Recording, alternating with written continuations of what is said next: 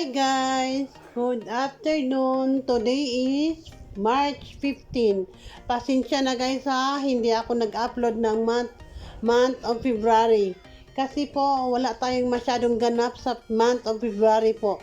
So ngayon, dito ko ibibigay yung babawi ako sa month of March po para mag-upload ako ng mga video.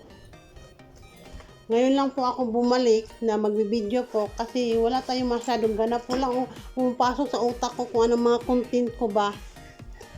So, pasensya na po kung sino na subaybay sa vlog ko. Pasensya na po. Babawi po ako next time. So, ngayon guys, ito lang.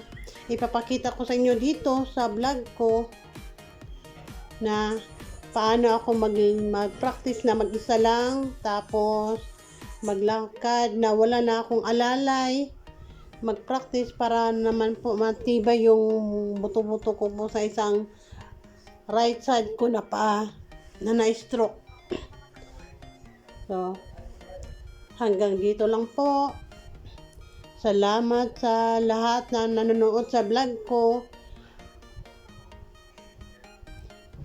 At saka pala guys, hindi pa pala kayo maka-write ng comments po sa akin kasi ino-off ko yung mga comments yan sa vlog na ito.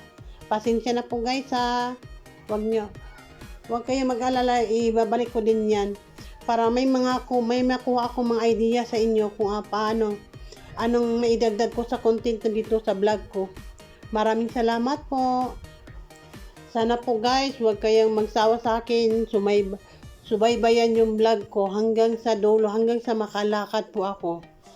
Promise ko sa inyo, kung anong yung nalalaman ko sa business ko, share ko dito po sa vlog ko na ito.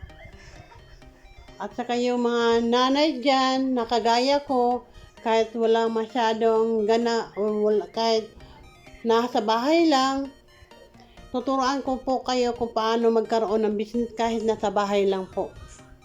Ibibigay ko dito sa vlog ko kung paano ako kumikita ng pira habang nagbi-business ako. Maraming salamat po. Bye!